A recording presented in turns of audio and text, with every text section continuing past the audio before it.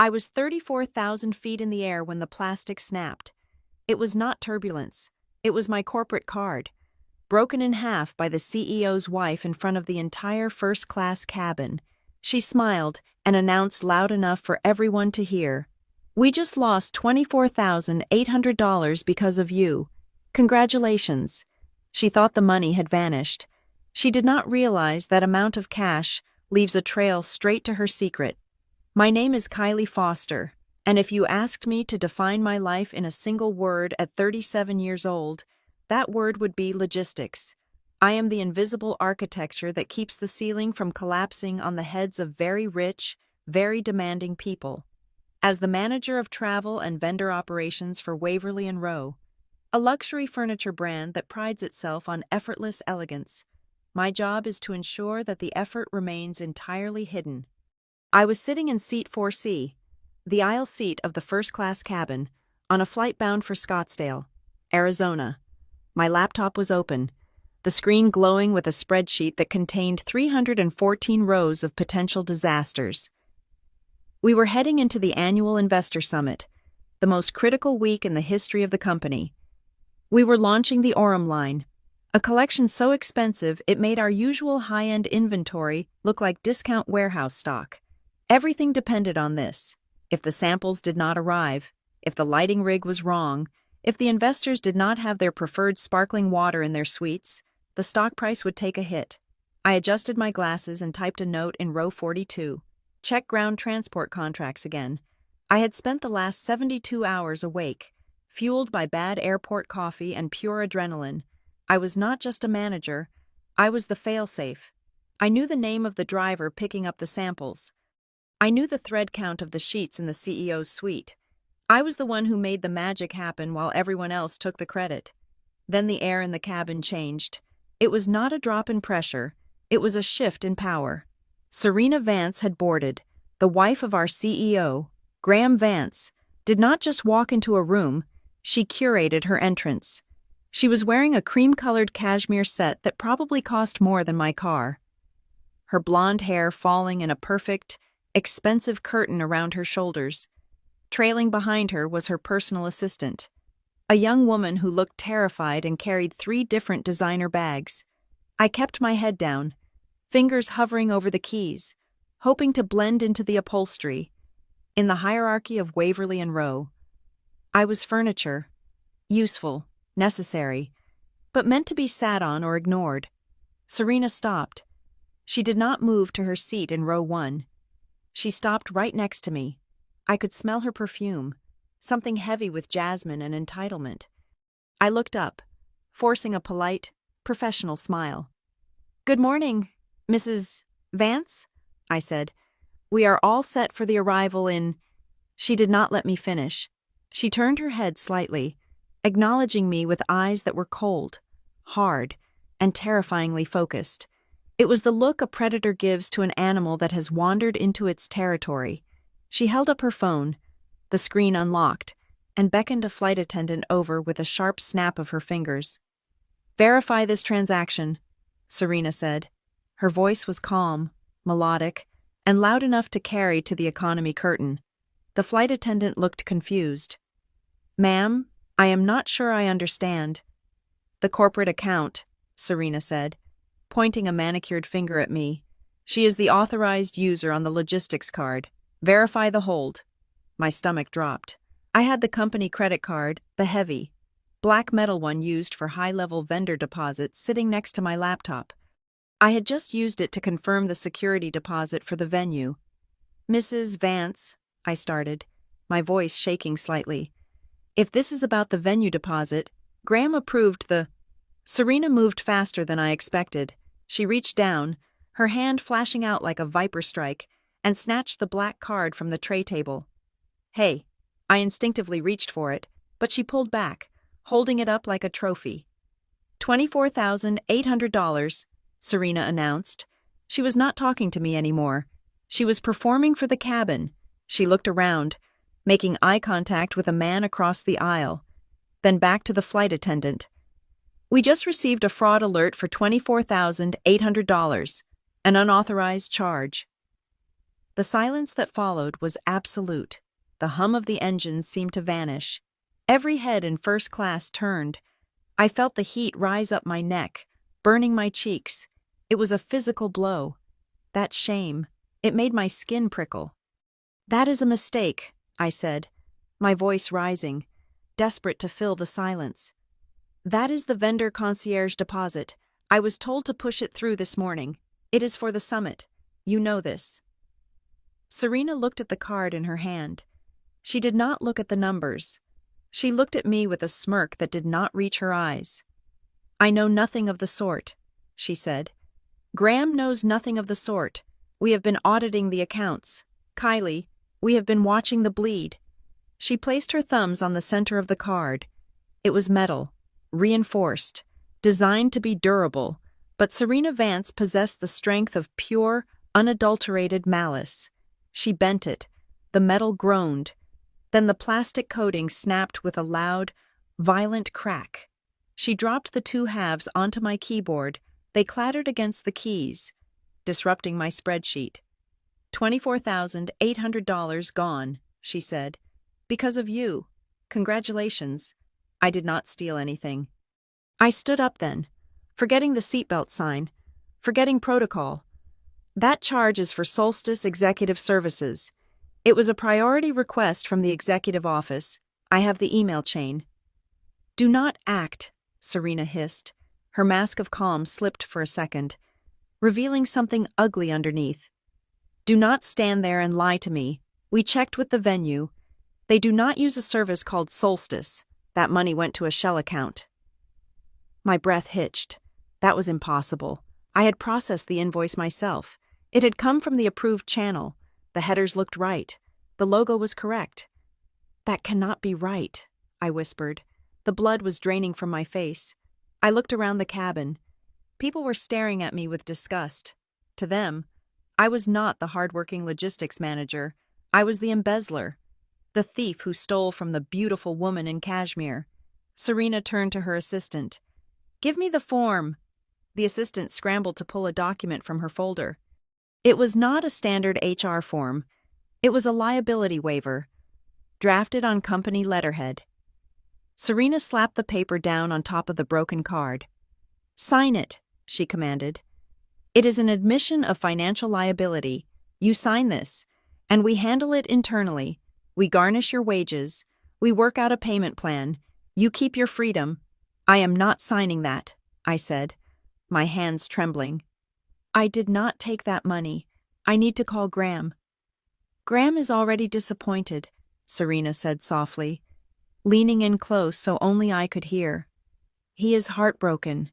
Kylie, he trusted you. If you do not sign this, security will be waiting at the gate when we land in Phoenix. Federal charges, wire fraud. Is that what you want for your son?" "What is his name?" "Noah." The mention of Noah hit me harder than the accusation. She knew his name. She was weaponizing my 15-year-old son against me in the middle of a flight. I looked at the paper. The words swam before my eyes. "I, Kylie Foster, accept full responsibility for unauthorized expenditures totaling $24,800. If I signed, I was admitting guilt. I would be in debt for years. My career would be over. If I did not sign, she would have me arrested in front of the investors at the gate. The humiliation would be total. I looked at Serena. She was waiting, pen in hand, eyes gleaming with victory. But there was something else there, too. I had worked in vendor operations for 12 years. I knew how to read people who were bluffing about delivery dates. I knew how to spot a supplier who was hiding a defect. Serena was breathing too fast. Her pupils were dilated. This was not just anger. This was panic. She was not trying to punish me for losing money. A company like Waverly and Rowe burned through $20,000 on floral arrangements without blinking. No, she was desperate to close the loop. She needed me to admit to the charge so no one would look deeper into where that money actually went. She had destroyed the card not to stop me from spending, but to destroy the link to that transaction. I looked down at the broken plastic on my keyboard. The magnetic strip was severed. The chip was crushed, but the numbers were still there. The transaction ID was still in my system. Give me the pen, I said, my voice hollow. Serena smiled, a triumphant, predatory baring of teeth. She thought she had won. She thought she had buried the body. She handed me the pen. I took it, my hand steadying as a cold resolve settled over me. I was trapped at 34,000 feet, but the plane would not stay in the air forever, and when we landed, I was going to find out exactly what Solstice Executive Services was, and why Serena Vance was so terrified of it. I hovered the pen over the paper, feeling the weight of the eyes in the cabin, the judgment, the shame. But beneath the shame, a spark ignited. It was small, but it was hot. It was the anger of someone who had followed the rules for a lifetime only to be broken by someone who thought rules were for other people. I signed, but I did not sign my name. I made a scribble that looked like compliance. There, I said. Are you happy? Ecstatic, Serena said, snatching the paper back. Sit down, Kylie, and try not to cost us any more money before we land. She turned and walked back to her seat. Her assistant scurrying behind her, the cabin slowly returned to its activities, the whispers dying down, though the stares remained. I sat back in my seat, my heart hammering against my ribs like a trapped bird. I picked up the two halves of the credit card. I fit them together like puzzle pieces. The name on the front was mine, but the debt belonged to her, and I was going to make sure she paid it back with interest. 12 years ago, I did not fly first class. I did not fly at all. I drove a tan Honda Civic with a cracked radiator and a trunk held shut by bungee cords all the way from Columbus, Ohio, to Phoenix, Arizona. I had $300 in cash, a maxed-out gas station credit card, and a 3-year-old boy named Noah who cried for the first 600 miles and slept for the rest. I left Ohio because I was drowning in the kind of gray, stagnant poverty that eats you alive slowly. I wanted sun. I wanted a place where the horizon looked different. Most of all, I wanted a job that offered health insurance and a paycheck that did not bounce. When I landed the interview at Waverly and Rowe, it was not the international luxury powerhouse it is today. It was a chaotic startup operating out of a repurposed warehouse in the garment district, smelling faintly of sawdust and ambition. I remember my first day. I was wearing a suit I had bought at a thrift store, sweating through the polyester lining in the Arizona heat. I was desperate to prove that a single mother with a high school diploma and a few community college credits could be indispensable. I did not just want a job. I wanted a fortress. I wanted to build a wall of competence so high that the world could never touch Noah again. That was when I met Marjorie Klein. Marjorie was the operations lead back then. She was a chain smoker with skin like tanned leather and a voice that sounded like gravel crunching under tires. She was 60 years old and had survived 4 different corporate buyouts in 3 different industries. She took one look at my eager, terrified face and decided to save me. Listen to me, Ohio, she had told me in the break room, her eyes narrowing through the smoke of a cigarette she was not supposed to be smoking indoors. You think this place runs on software. You think it runs on the ERP system the sales guys are always bragging about. Yes, I had answered uncertainly. Wrong, she snapped. It runs on favors. It runs on panic. Do not trust their systems. They do not invest in the back end. They want things fast. They want things cheap. And they want no paper trail when things go sideways. If you want to survive here, you do not become a data entry clerk. You become the person they call when the data is wrong. Marjorie taught me the dark art of vendor relations. She taught me that an invoice is just a piece of paper, but a relationship is currency. The system is cold, she would say. People are warm. If you need a custom velvet sofa shipped from Milan to Manhattan in 48 hours, the system will tell you it is impossible. But if you know that Marco in logistics has a daughter starting art school, and you helped him get a scholarship application essay reviewed, Marco will put that sofa on a plane himself. I took that advice and I built a cathedral out of it. For 12 years, I was not just an employee. I was the grease in the gears. I stopped using the automated portals because they were slow and impersonal. Instead, I used my personal cell phone. I built a contact list that was worth more than the company's entire proprietary database. I knew that Tony, the owner of our primary domestic trucking fleet, had a bad back and needed his invoices paid by the second Thursday of the month so he could cover his physical therapy copays.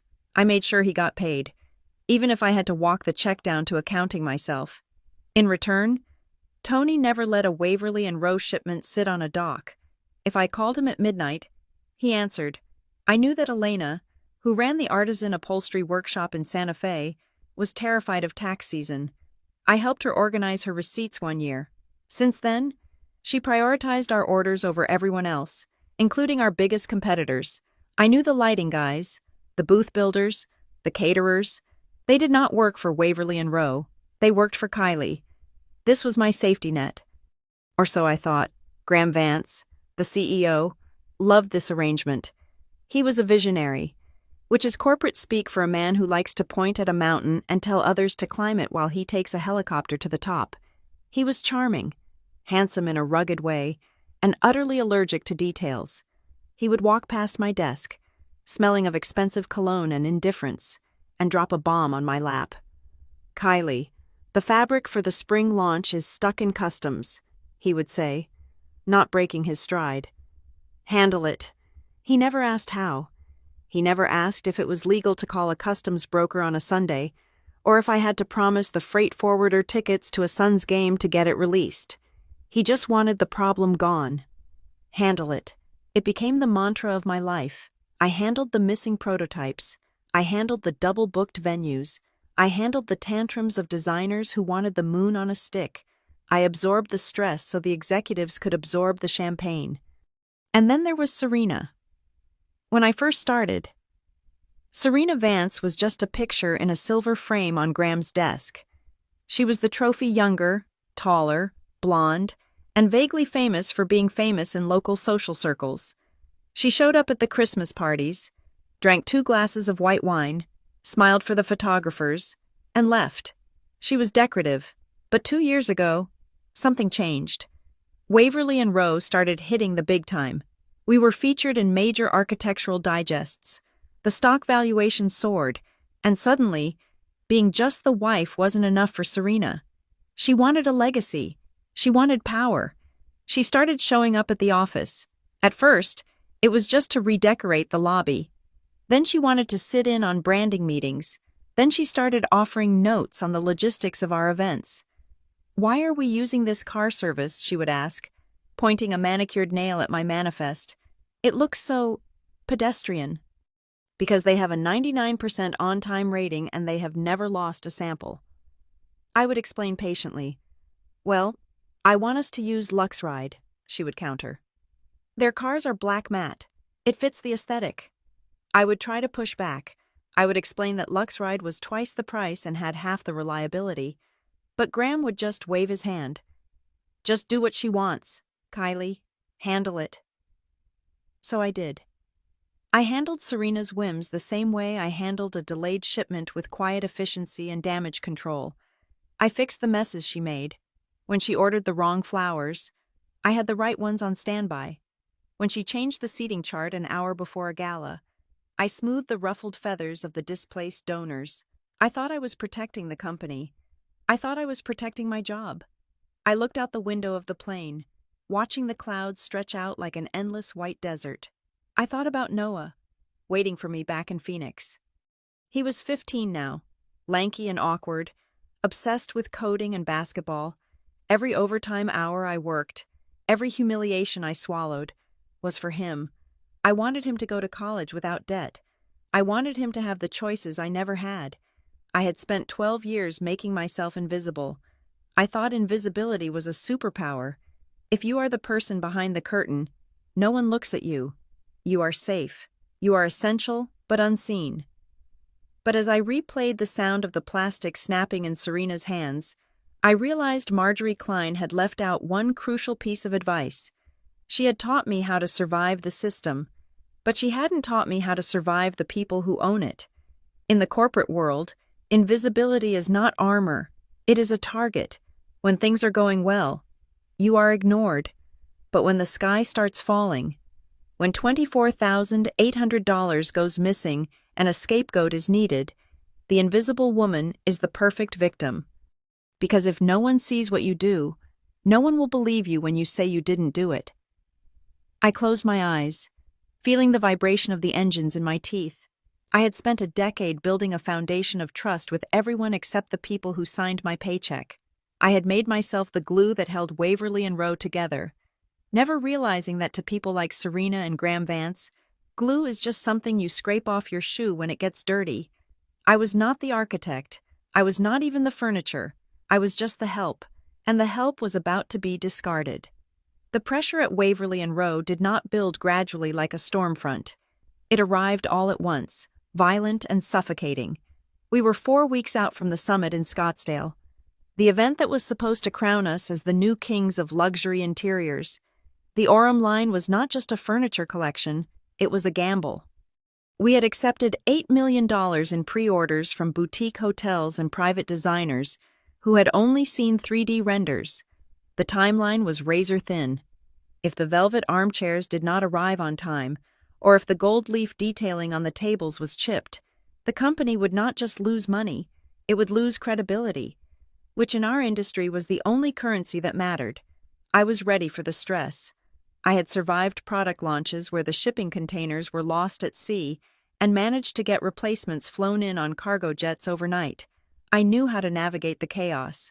What I did not know how to navigate was the betrayal. It happened on a Tuesday morning in the glass-walled conference room that overlooked the Phoenix skyline. Graham called the meeting for 9 a.m.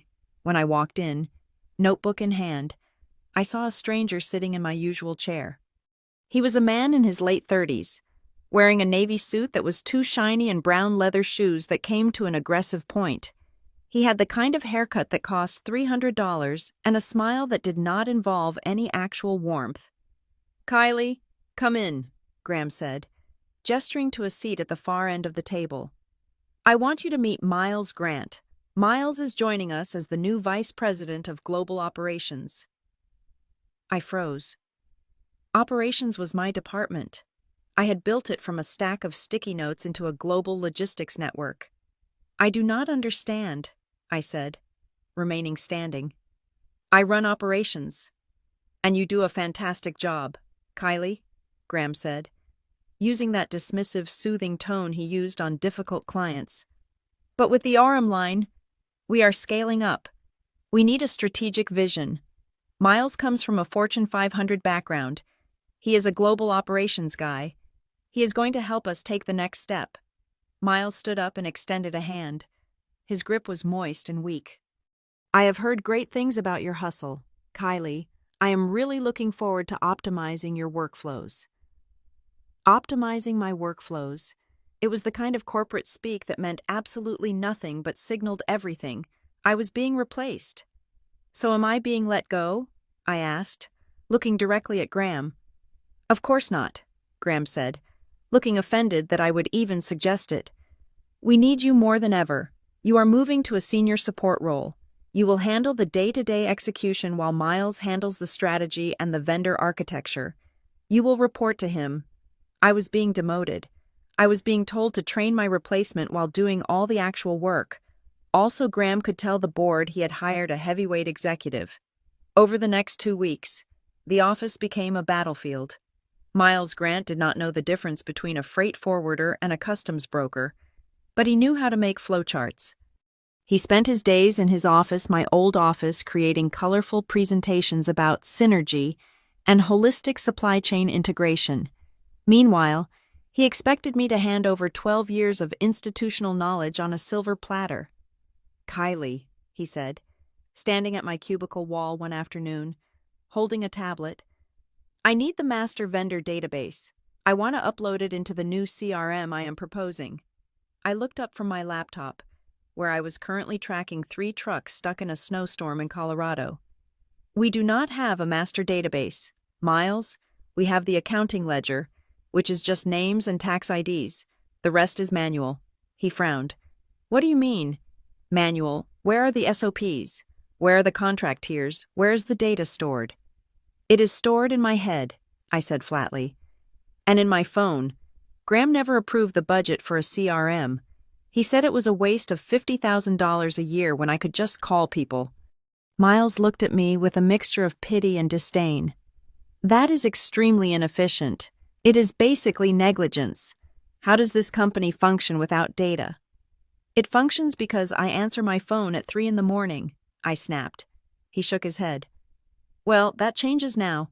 I want you to type up a profile for every major vendor, contacts, leverage points, historical pricing. Have it on my desk by Friday. He wanted me to digitize my relationships so he could claim them as company assets. He wanted the keys to the kingdom I had built. If it had just been Miles, I might have been able to handle it. I could have outworked him. But Miles had found a powerful ally. Serena Vance adored him. To Serena, Miles was the perfect executive.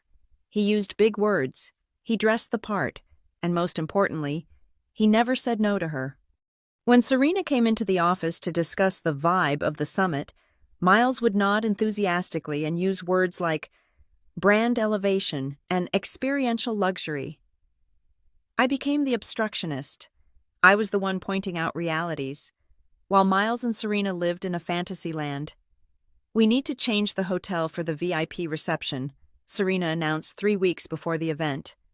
The current venue feels tired. I want the Royal Palms. We have a signed contract with the Phoenician, I said, trying to keep my voice steady. The cancellation fee is $40,000, and the Royal Palms is fully booked. Miles. Serena turned to him, ignoring me. I am sure we can leverage some relationships to make it happen, Miles said smoothly. Kylie, make the call. Let us pivot to something more aligned with Serena's vision. It is not about a pivot, I argued. It is about physics. The rooms do not exist. Just handle it, Kylie, Graham said, walking by the conference room door. He did not even stop to hear the details. So I handled it. I called in favors I had been saving for years. I got the rooms at the Royal Palms by begging the general manager, whose son I had helped get an internship 2 summers ago. I got the cancellation fee waived by promising the other hotel the exclusive contract for our fall retreat. I worked miracles, and Miles took the credit in the weekly email blast. But then the requests started getting strange. It was not just hotel changes, it was specific, high-cost demands that made no operational sense. Serena began emailing Miles directly, copying me only as an afterthought. Need a private luxury Sprinter van for a site visit on Thursday. Use this specific provider. Upgrade the floral budget by $12,000. Use this specific studio. We need a concierge service to handle the gift bags. I have a vendor in mind. Every time I looked at these requests, red flags went up. The prices were double the market rate. The vendors were obscure. Why did we need a concierge to stuff gift bags when we had interns? Why did we need a specific luxury transport service when we had a corporate account with a limo company, Miles? I said, walking into his office with a stack of invoices. These charges are getting out of hand. Who is Solstice Executive Services? Who is Velvet Vine? We have never used them. They require 50% upfront deposits. Miles did not even look up from his phone. Serena vetted them. They are high-touch vendors for the Aurum launch. We are elevating the brand. Kylie, stop thinking like a penny pincher and start thinking like a partner. I am thinking like someone who does not want the audit team to flag us, I said. These invoices have no itemized breakdown. It just says consulting services or logistics support. That is not a valid description. I approve them, Miles said coldly. And Graham approved me. Process the payments. I processed them.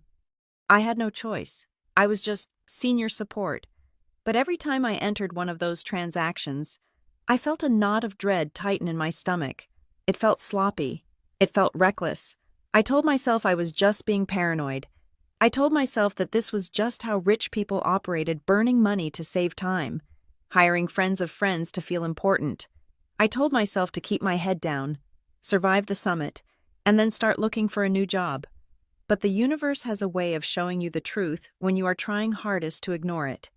2 days before the flight to Scottsdale, I was working late. The office was empty. The lights dimmed to the emergency setting. I was clearing out my inbox, archiving the hundreds of frantic emails from the last month. A notification popped up on my screen. It was an email from Miles. It was not addressed to me. It was a forward. He must have hit the wrong autocomplete key typing K for Kylie instead of KA for someone else. Or maybe he was just exhausted and careless. The subject line was stark. FW invoice. 4092. Urgent. Do not log this. My finger hovered over the mouse. I knew I should not open it. I knew that in the corporate world, knowing too much was more dangerous than knowing nothing, but I clicked.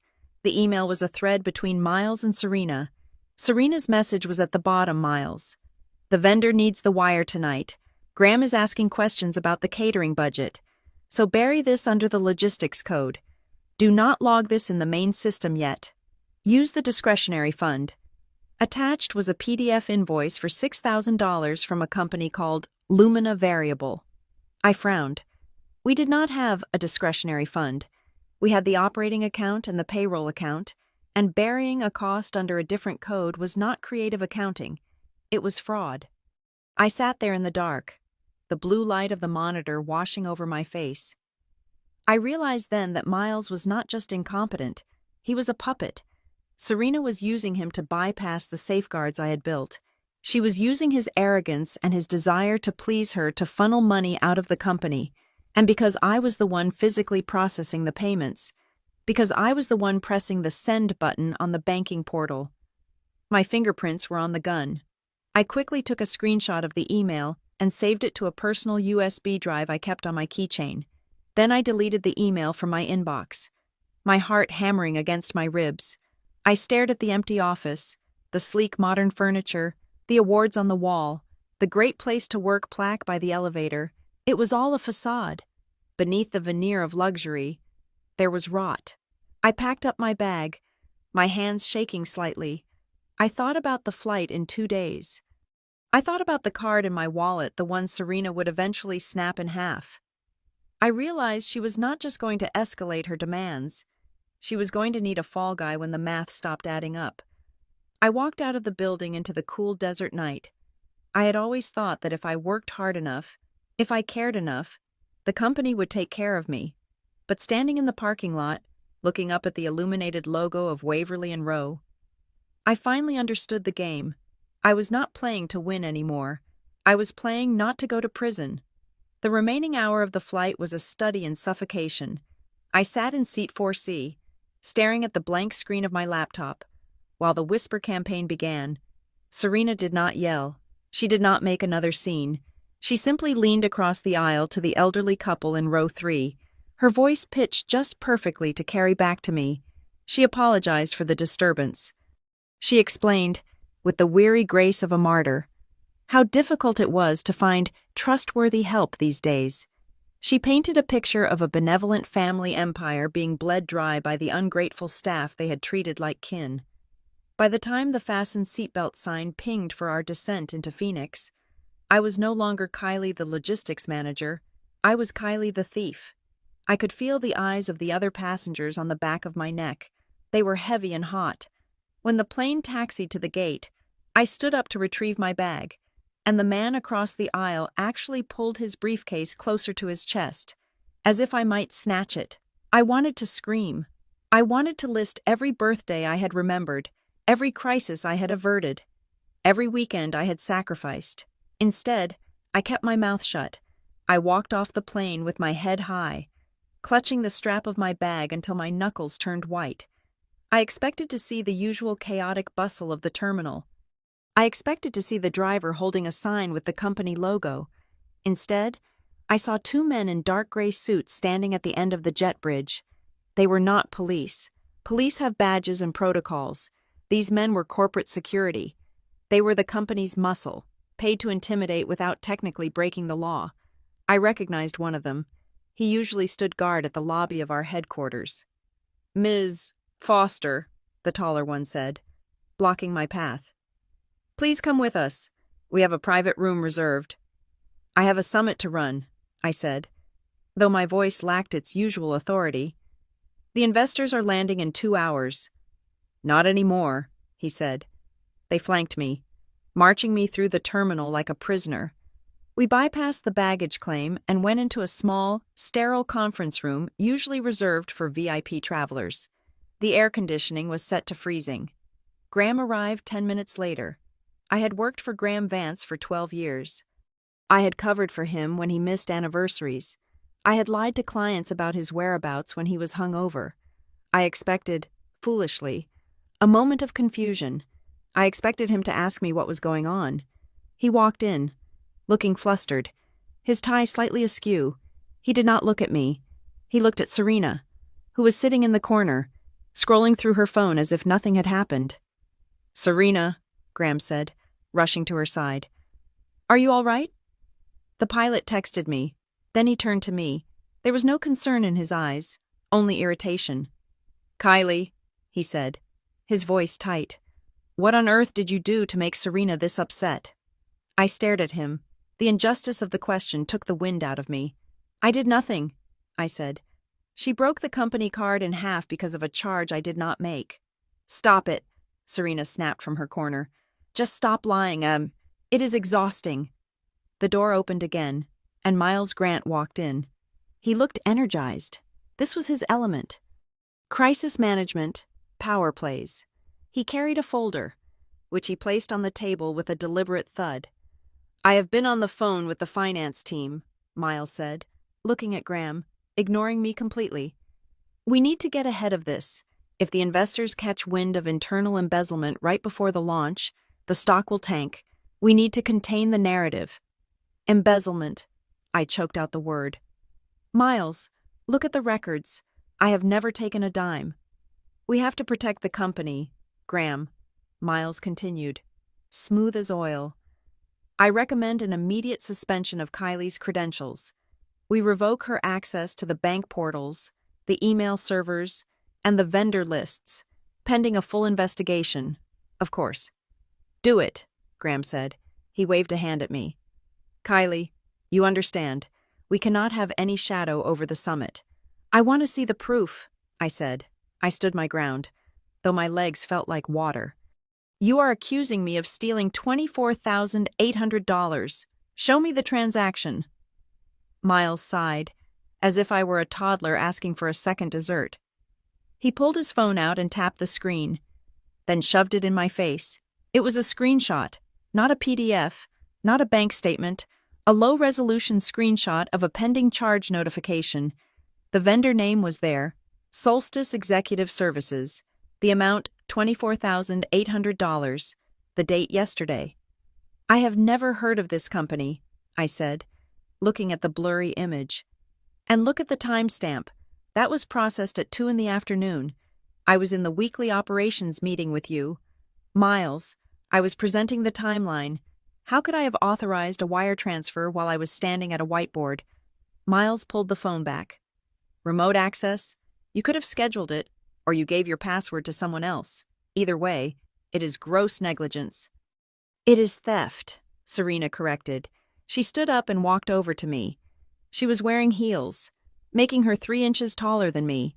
She looked down, her face a mask of perfect cold disdain. "You should be grateful we are not calling the police right now," Serena said. "We are giving you a chance to walk away quietly. Sign the admission, pay it back, and maybe we will not ruin your name in this town." "I will not sign it," I said. "Then you are suspended," Graham said, turning his back on me. "Miles, take her badge." I reached into my purse, unclipped my badge, and threw it on the table. It slid across the polished surface and hit Graham's hand. "You are making a mistake," I said. "Not just about the money. The logistics for this summit are in my head. Miles does not know the vendors. He does not know the contracts." Serena laughed. It was a dry, sharp sound. "Oh, please," she said. "You place orders. You book flights. Do not delude yourself. Kylie, you are just a ticket booker. Do not think you are important." The words landed like a physical slap. Just a ticket booker, 12 years, late nights, missed school plays, weekends spent soothing the egos of temperamental designers, all of it reduced to ticket booker. I looked at Graham. He was checking his watch. He wanted this to be over so he could go to dinner. "Get out of here, Kylie," Graham said. "Go home." I walked out of the terminal and into the blinding Arizona sun. I did not take a cab. I called a rideshare. My hands shaking so badly I dropped my phone twice. The ride home was a blur of beige stucco and cactus. I felt hollowed out. I felt like someone had reached inside my chest and pulled out my nervous system. The shame was burning off, replaced by a cold, heavy dread. I had no job. I had a fraud accusation hanging over my head. I had nothing. When I unlocked the front door of my small rental house in Mesa, the smell of burnt cheese greeted me. Noah was in the kitchen. He was 15, wearing a faded hoodie, trying to make a grilled cheese sandwich on our old stove. He looked up when I walked in, his face lighting up with a mixture of surprise and relief. "Mom," he said, "I thought you were in Scottsdale. Did the summit get canceled?" I looked at him. I looked at the way his wrists stuck out of his sleeves because he was growing too fast. I looked at the cheap laminate counter he was leaning against. For 12 years, I had told myself I was doing this for him. I swallowed the insults, the stress, and the fear because I needed the stability. I needed the paycheck to keep this roof over his head. I thought if I just worked hard enough, if I made myself indispensable, we would be safe. But looking at Noah, I realized I had been wrong. There was no safety in a place that could discard me in 10 minutes. There was no stability in a job where the CEO's wife could frame me for a crime to cover her own tracks. I wasn't building a future for Noah. I was modeling how to be a victim. "Mom," Noah asked, turning off the stove, "are you okay?" "You look pale." I walked over and hugged him. I held him tighter than I usually did, burying my face in his shoulder. He smelled like teenage deodorant and bread. "I am okay," I lied. "I am just tired." "Did they make you work overtime again?" he asked, pulling back to look at me. "You promised you would take Saturday off." "I know," I said. "Things changed." I went to my bedroom and sat on the edge of the bed. The sun was setting, casting long orange shadows across the room. I thought about Serena's smile when she snapped the card. I thought about Graham's indifference. I thought about Miles and his blurry screenshot. They expected me to beg. They expected me to spend the next week calling and apologizing, trying to get my senior support job back so I could pay off a debt I didn't owe. They relied on my fear. They relied on the fact that I was a single mother who needed the insurance. But fear has a limit. And today, at 34,000 feet, and then again in that cold conference room, they had pushed me past it. I opened my personal laptop. I did not open the company email portal. I opened a blank document. I did not write a 2-page explanation. I did not list my grievances. I did not remind them of my loyalty. People like Graham and Serena do not read long letters. They only understand power. I typed one sentence. To Graham Vance and Human Resources. Effective immediately. I resign from my position at Waverly and Rowe. I will not accept responsibility for transactions I did not generate. Kylie Foster. I stared at the cursor blinking at the end of the sentence. It felt terrifying. It felt like jumping off a cliff without a parachute. But then I remembered the invoice.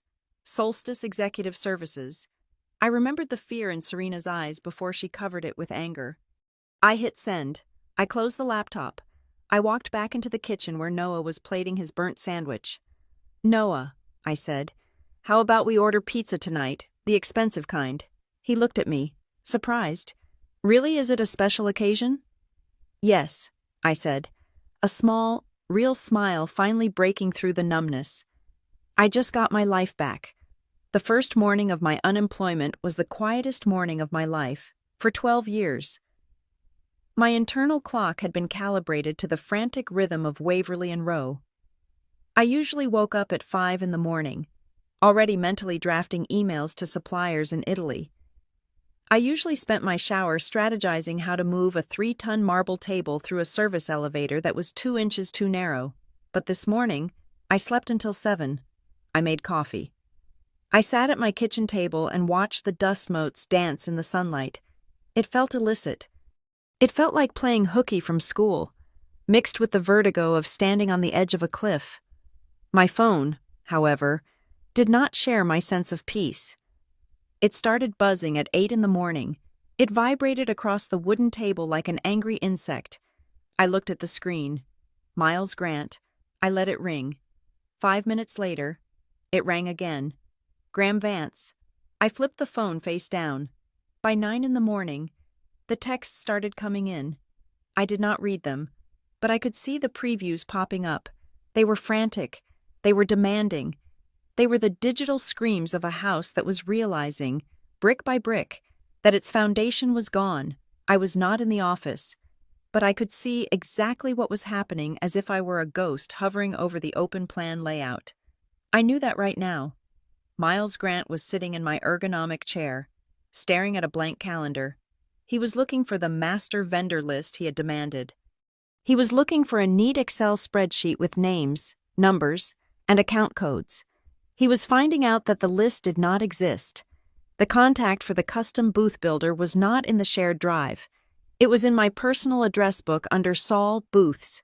Saul was a genius carpenter who lived off the grid in Sedona and only checked his email once a week. The only way to get him to start a rush job was to call his wife's cell phone and ask about her vegetable garden. Miles did not know Saul's wife. Miles did not know about the vegetable garden. So, Miles did what corporate men like him always do. He called the general inquiries hotline listed on the vendor's website. He pressed 1 for English. He waited on hold. And when he finally got through to a receptionist who knew nothing about our urgent timeline, he likely used his VP voice to demand service. I took a sip of my coffee, imagining the result.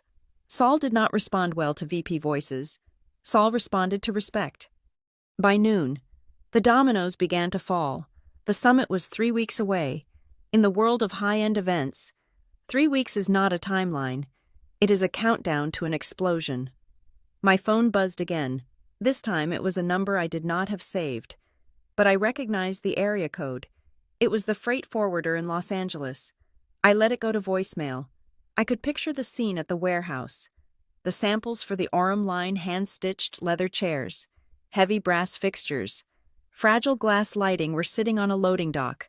The driver was there, engine idling, burning fuel. He was waiting for the release code. There was no release code in the system. The release code was me calling the dispatch manager, asking about his son's baseball tournament, and verifying that the invoice would be paid on Thursday, not Friday. Without that call, the truck did not move.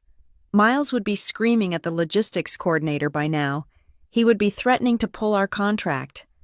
He would be waving the sheer volume of Waverly and Rowe's business like a club. But here's the thing about the luxury artisan world. It is small. It is built on handshake deals and long memories. These people did not trust Waverly and Rowe. They knew the company was slow to pay. They knew the executives were arrogant. They trusted Kylie. They knew that if I said the check was in the mail, it was in the mail. Without me, the trust evaporated. I ate a sandwich for lunch. It tasted better than any meal I had eaten in a decade, but the silence in the house was starting to feel heavy. The initial rush of freedom was fading, replaced by a gnawing curiosity. I opened my laptop, but I did not log into the company server. I couldn't even if I wanted to. They had revoked my access before I even left the airport. Instead, I logged into my LinkedIn. My inbox was flooded. Kylie, where are you? The new guy is yelling at me about invoices I sent 3 months ago. Kylie, we are holding the lighting rig. No deposit, no load-in. Kylie, are you okay? I heard rumors. Rumors. That word made my stomach turn. I knew how Serena operated. She would not admit that the company was failing because they fired the only person who knew how to run it. She needed a narrative. She needed a villain. I could hear her voice in the boardroom, shrill and defensive. Kylie sabotaged us. She deleted the files. She hid the contacts. This is her revenge for getting caught stealing. It was a classic move. Project your own incompetence onto the person you removed. Around 2 in the afternoon, the tone of the messages changed. It wasn't just confusion anymore. It was legal aggression. One of the vendors, a woman named Elena who ran the linen supply, forwarded me an email she had received from the Waverly and Rowe Finance Department. Dear vendor, per the terms of our agreement, delivery of the requested items is mandatory by Friday. Failure to comply will result in immediate legal action for breach of contract. I laughed out loud in my empty kitchen. It was a dark, bitter laugh. There were no contracts. That was the irony. Graham Vance hated legal fees. He hated the time it took to draft formal agreements. For 12 years, he had told me to keep it nimble. He wanted the flexibility to cancel at the last minute without penalty. So, 90% of our vendor agreements were based on email chains and my word, legal action. Good luck taking a sent from my iPhone email chain to court to force a craftsman to build a custom booth in 3 days. But then, at 4 p.m, my phone rang again. It was Tony. Tony owned the trucking fleet that moved 80% of our inventory. He was a big man with a louder laugh and a heart of gold. But he did not tolerate nonsense. We had shared photos of our kids. I had sent flowers to his mother's funeral. I stared at the screen. I could ignore Miles. I could ignore Graham. But ignoring Tony felt like a betrayal of the one thing I still had left: my integrity. I slid the green icon across the screen. Hello? Tony? I said, my voice raspy from disuse. Kylie? Tony said. His voice was low, serious. There was no friendly greeting. You need to tell me what is going on. I quit, Tony, I said, or I was pushed out. It is complicated. It does not sound complicated to them, Tony said. I just got off the phone with your new guy, Miles, and the CEO's wife. My grip on the phone tightened. Serena called you. She got on the line when I told Miles I wasn't moving the trucks until past invoices were cleared. Tony said, she told me that all pending payments are frozen pending a criminal investigation. The air left the room. What? She said you are under investigation for embezzlement, Tony said, his voice heavy. She said you were padding invoices and kicking money back to phantom vendors. She told me that if I help you, or if I talk to you, I could be named as an accessory. I felt the blood drain from my face. This was not just office politics anymore. This was not just a firing. This was nuclear. Serena was not just trying to cover her tracks. She was actively trying to destroy me to ensure no one would ever believe a word I said. Tony, I whispered. You know me. You know I would never. I know. Tony cut me off. I told her to go to hell. I told her I have known you for 10 years, and you are the only honest person in that building. That is why I'm calling you. Kylie, they are not just bad-mouthing you. They are building a case. They are calling everyone on the vendor list and telling them you are a thief. Tears pricked my eyes. Hot, angry tears. Thank you, Tony, I said. I appreciate you telling me. Fight them, Kylie, Tony said. Do not let them pin this on you. He hung up. I sat there for a long time, the silence of the house now feeling oppressive, threatening. I had thought I could just walk away. I thought I could take the high road, let the summit fail, and move on. But they were not letting me move on. They were salting the earth. If I applied for another job tomorrow, this rumor would follow me. In the logistics world, reputation is everything. If I was branded an embezzler, I would never work again. I wouldn't be able to pay the rent. I wouldn't be able to send Noah to college. Serena Vance had made a mistake. She had backed a cornered animal into a trap, but she forgot that animals fight back when they have nothing left to lose. I stood up and walked to my bedroom. I reached into the back of my closet and pulled out my heavy laptop bag. I had been locked out of the company email. I had been locked out of the server. But I was the one who bought the laptops. I was the one who set up the original email protocols 10 years ago because our IT guy was part-time and useless. I knew something Miles and Serena did not. I kept a local archive, every Friday, for the last 5 years. I had backed up my Outlook PST file to an external hard drive. It was a habit Marjorie Klein had taught me. Digital paper trails disappear, she had said. Hard drives stay in your purse. I plugged the drive into my personal laptop. It took a few minutes to load. The progress bar crawled across the screen, agonizingly slow. I opened the archive. It was a snapshot of my inbox up until last Friday. I went to the search bar. I typed in the number that was burned into my brain. 24,800. Nothing. I tried searching for the vendor name. Solstice. Nothing in my inbox. Nothing in my sent folder. I frowned. If the transaction happened, there had to be a record. Miles had shown me a screenshot. He said it was authorized by me. I sat back, thinking, how would they do it if they used my credentials? They would have had to log in as me. But I had two-factor authentication on my primary login. Unless it wasn't a login, I typed in a new search term, approval. Hundreds of emails popped up. I filtered by date. I looked at the emails from the day of the transaction, and then I saw it. It was in a thread I had never opened. It was in the deleted items folder of the archive. It was an email sent from my account to accounts payable. Subject urgent. Wire approval. Solstice Executive Services Body. Please process the attached invoice immediately for the Summit Logistics. Vendor requires same-day wire. Approved by Kylie Foster. The signature was mine. The font was mine. But the timestamp was Tuesday at 2:15 in the afternoon. I remembered Tuesday. I was in a strategy meeting with Miles. My laptop had been open on the table, connected to the projector. I had stepped out for 5 minutes to take a call from Noah's school nurse. 5 minutes. Miles had been in the room. Serena had been in the building. I opened the metadata of the email. I wasn't an IT expert, but I knew how to read headers. The email hadn't been sent from my laptop. It had been sent from a mobile device. Sent from iPhone. I didn't use the Outlook app on my phone. I hated the interface. I used the native mail client. But there was something else. At the bottom of the email chain, there was a tiny, almost invisible text, a forwarded footer that hadn't been cleaned up properly. Original message. From S. Vance Private, my heart hammered against my ribs. Serena had drafted the email. She had sent it to Miles. Miles had likely accessed my account or used a spoofing tool to make it look like it came from me, then forwarded it to AP.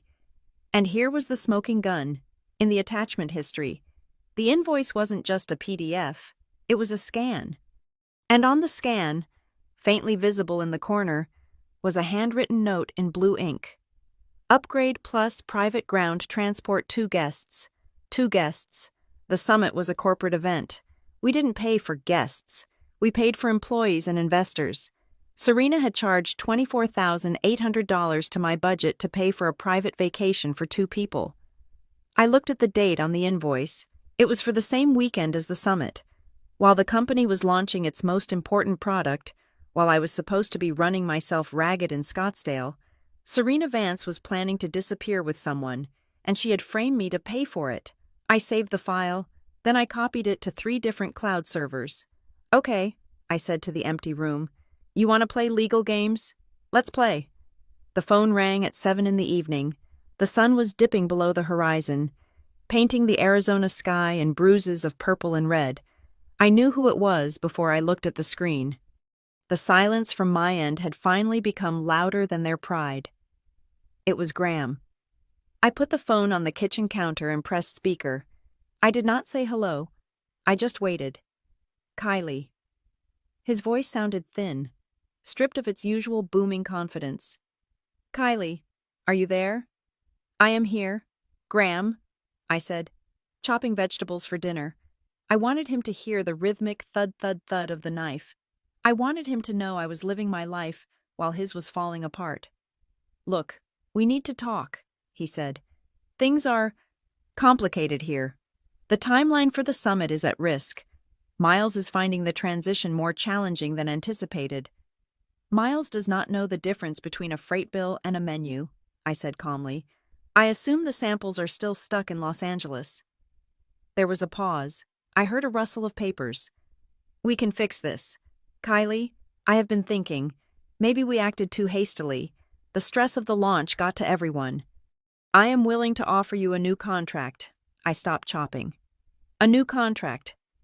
Director of Operations, Graham said, rushing the words out. A 20% raise, full benefits, a dedicated assistant. You come back tomorrow. You fix the vendor mess. You get the trucks moving, and we put this whole misunderstanding behind us. It was the classic abuser's cycle. Hurt, discard, and then love bomb when the victim is needed. He was offering me everything I had wanted for 5 years, but it tasted like ash.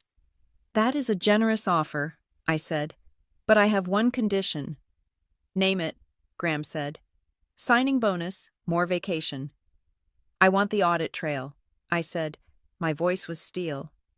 I want the full, unredacted transaction history for the $24,800 charged to my card. I want the IP address of the device that authorized it. I want the full invoice from Solstice Executive Services. And I want a written statement from you acknowledging that I did not make that purchase. The line went dead silent. For a moment, I thought the call had dropped. Then, a different voice cut through the air. It was sharp, cold, and dripping with venom. Absolutely not, I smiled grimly. I knew she was there. Serena never let Graham make a move without pulling the strings. Hello, Serena? I said. I see you are monitoring the call. We are not giving you access to sensitive corporate financial data, Serena snapped. You are a former employee currently under investigation for fraud. You have no standing to demand internal documents. If I am a fraud, I countered, then why is Graham offering me a director title? Because Graham is too soft. Serena hissed. He thinks he can buy you off, but I know what you are doing. You are trying to fish for information to build a lawsuit. You will get nothing. Kylie, you come back and do your job, or we destroy you. I think we are done here, I said. Kylie, wait, Graham started. No, I said. If you want me to save your summit, you have to clear my name first. Prove the money was not stolen by me. Until then, good luck with the launch. I hung up. My hands were shaking, not from fear, but from the adrenaline of finally saying no. 30 minutes later, there was a pounding on my front door. It was aggressive, frantic knocking. I checked the peephole. It was Miles Grant. He looked nothing like the polished executive who had taken my office 2 weeks ago. His tie was loosened, his hair was a mess, and he had sweat stains under the arms of his expensive shirt. He looked like a man who had been screamed at for 12 hours straight. I opened the door but left the security screen locked. Kylie, he breathed, leaning against the doorframe. Thank God. You have to help me. I do not have to do anything, Miles, I said. Get off my porch. Please, he begged. I just need the list. Just the names and the phone numbers. The lighting guy in Vegas won't take my calls. The caterer said they lost the contract. Just give me the contacts. I will pay you. I will pay you out of my own pocket. $5,000. Cash. I looked at him with genuine pity. He was just a pawn. A well-paid, arrogant pawn. But a pawn nonetheless. Miles, I said softly, do you want the list to save the event? Or do you want the list so you can backfill the paperwork to make the fraud accusations stick? He blinked, startled. What? No. I just need to get the trucks moving. Serena is going crazy. She is tearing the office apart. Why is she so worried about Solstice? I asked. I threw the name out like a grenade. She is terrified the press will find out about the concierge service, Miles blurted out. She said if the Solstice invoice leaks, the investors will pull out. I froze. I never said Solstice was a concierge service. Miles, I just saw a charge on a credit card statement. How do you know what kind of company they are? Miles's face went pale. He realized he had walked right into the trap. He opened his mouth, then closed it. He knew that I knew. You processed it, I said, stepping closer to the screen. She made you do it. She made you push the wire through, didn't she? I have to go, Miles stammered. He backed away, nearly tripping over a potted plant. I cannot be here. He ran to his car, a leased BMW, and sped off into the night. I locked the door. I had confirmation. Miles was involved, but he was weak. He would crack under pressure. But I still needed the physical proof. I needed the invoice that Serena was protecting with her life. I went back to my laptop. I wasn't going to help Waverly and Rowe, But there were innocent people caught in the crossfire. The vendors, the small business owners who were counting on this summit to pay their mortgages. I couldn't leave them in the dark. I started making calls. I called Elena at the upholstery shop first. Kylie, she answered on the first ring. Oh, thank goodness. Is it true? Are you really gone? I am gone, Elena, I said. And you need to be careful. Do not ship anything to Waverly and Row unless you have cash in hand. No checks, no promises. I knew it, she sighed. That woman, the wife, she called me yesterday. Serena. Yes, Elena said. She wanted me to rush a custom order, 4 lounge chairs for a private suite, not for the summit floor, for a VIP holding room, she said. She told me to bill it to the main event budget, but to ship it to a different address in San Diego. San Diego. I wrote it down on a notepad. Why San Diego? I do not know, Elena said, but she said to put it on your card. She specifically said, use Kylie's card on file. She handles all the logistics. This was 3 days ago. My blood ran cold. Serena was still doing it. Even after she had fired me, she was using my name as a shield for her off-book spending. Elena, I said, did you send an invoice for that? I did, she said. I sent it to the general accounts email this morning. Can you send it to me? I asked. Please, I need to see exactly what she ordered. Of course, Elena said. I trust you. Kylie, I do not trust them. I spent the next hour calling every major vendor. The story was the same. Chaos, missed payments, and frantic, last-minute requests from Serena for VIP upgrades that made no sense for a business conference. Then, my email pinged. It was from a contact I hadn't called yet. Marcus, the owner of a high-end black car service we used for executives. Subject FWD invoice. $30.99. Discrepancy. Message. Kylie, I know you are out, but I'm getting bounce backs from Miles. Can you check this? Serena insisted this be billed to the summit. But the itinerary is weird. I opened the attachment. It was a PDF invoice from Marcus's company, but it was attached to a larger chain that included a forwarded bill from Solstice Executive Services. Serena must have been sloppy, forwarding the whole chain to Marcus to show him what level of service she expected. I zoomed in on the Solstice invoice. It was beautiful. It was damning.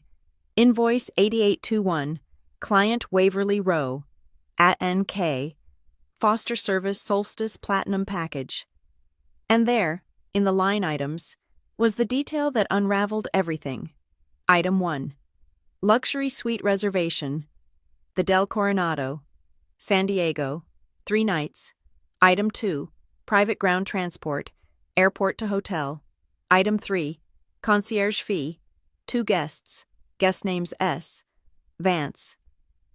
J. Chen.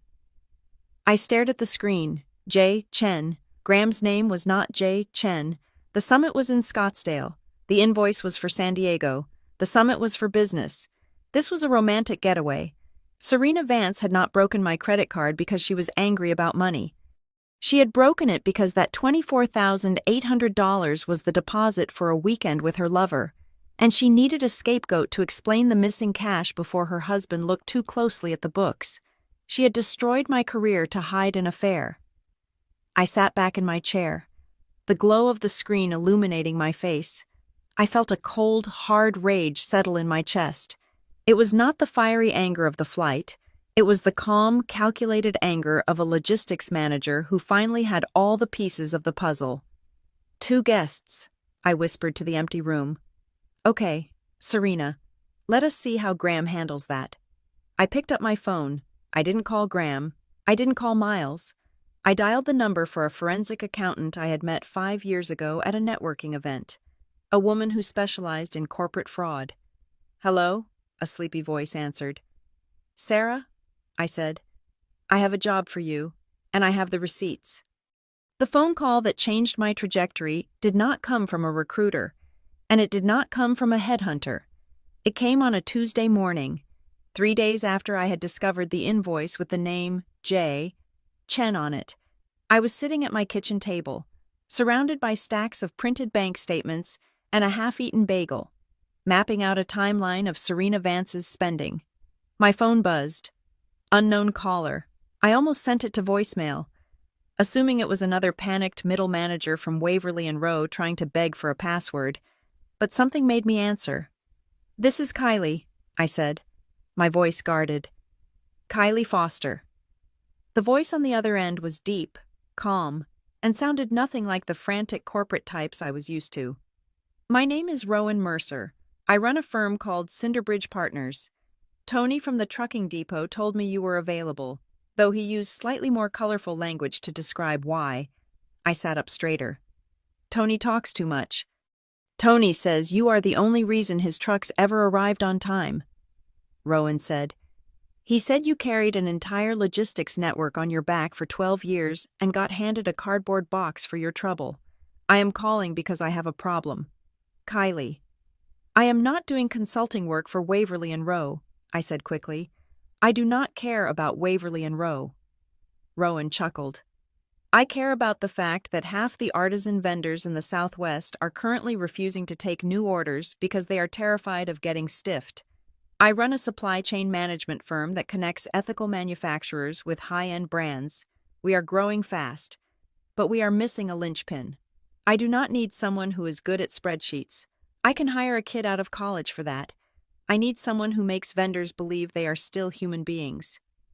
I paused. For a decade, I had been told my value lay in my ability to be invisible.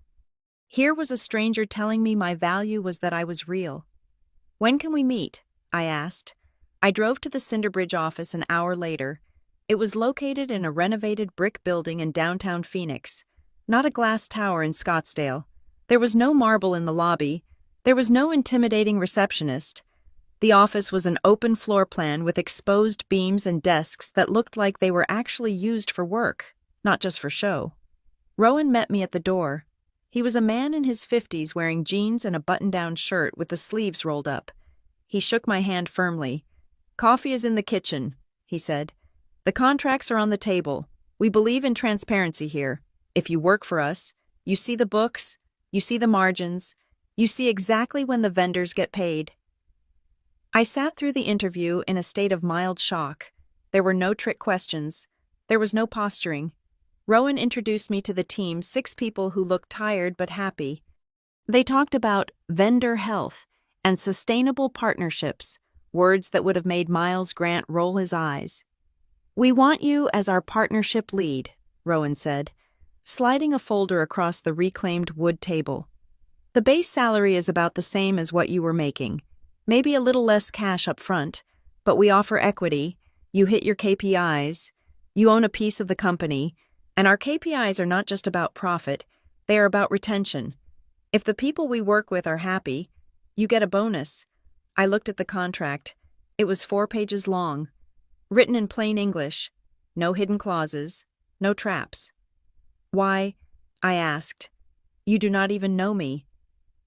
"I know the people who trust you," Rowan said. "In this business, trust is the only asset that does not depreciate. Do we have a deal?" I signed the paper right there. For the first time in 12 years, I signed my name without your hand shaking. The next morning, I started work, and that was when the tide truly began to turn. My first task was to stabilize the Cinderbridge network for the upcoming season. I opened my personal contact list, the one Miles Grant was desperate to get his hands on, and I started dialing. I called Saul, the booth builder. I called the lighting technicians in Vegas. I called the custom glassblowers in Santa Fe. "Saul, it is Kylie," I said. "I am with a new firm now, Cinderbridge. We have a project for a boutique hotel chain. We need custom millwork. The timeline is reasonable, and we pay 50% up front, the rest on delivery, net 30 days, guaranteed by contract." "Kylie," Saul's voice cracked with relief. "You are real. You are not in jail." "I am very much free," I said. "And Saul, we have a contract this time, a real one." "Send it over," Saul said. "If you are running it, I am in. I am done with those clowns at Waverly." It happened faster than I expected. Within 48 hours, I had migrated 70% of my primary vendor network to Cinderbridge projects. This was not poaching. Poaching implies stealing something that belongs to someone else, but Waverly and Rowe did not own these vendors. They did not even have valid contracts with most of them. They had relied on the laziness of business as usual and the fear of lost revenue. But now, the vendors had a choice. They could stick with the company that was currently screaming at them and threatening legal action, or they could go with the woman who had asked about their kids for a decade and was now offering them guaranteed payment terms. It was not a hard choice. The impact on Waverly and Rowe was immediate and catastrophic. News travels fast in the industry. By Friday, the trade publications were picking up on the chaos. Luxury giant stumbles Aurum launch in jeopardy as supply chain collapses. Investors started calling Graham, demanding to know why the sample showrooms were empty. Customers who had put down deposits for the new line began asking for refunds when the delivery dates were pushed back by 3 months. The summit, which was supposed to be the coronation of the Vance empire, was turning into a public wake. Serena, naturally, did not take this lying down. She went on the offensive. She posted a long, rambling statement on the company's LinkedIn page, accusing a disgruntled former employee of stealing proprietary data and sabotaging key relationships. She did not name me, but she didn't have to. Everyone knew who she was talking about. She is trying to destroy an American business because she was caught with her hand in the cookie jar. Serena told a local business journal, "It is petty, and it is criminal." I was sitting in the Cinderbridge office when I read the article. My new colleague, a young woman named Maya, looked over my shoulder. "Do you want to respond?" Maya asked. "We can draft a statement." "No," I said, taking a sip of coffee. I did not have to because the vendors did it for me. Tony was the first. He posted a public comment right under Serena's article. "I run a fleet of 50 trucks. I do not have a contract with Waverly and Rowe because you refused to sign one. I am a free agent. I choose to drive for people who pay their bills and treat my drivers with respect. That is not theft. That is the free market." Then came Saul. "I build booths. I do not build lies. I go where the integrity is."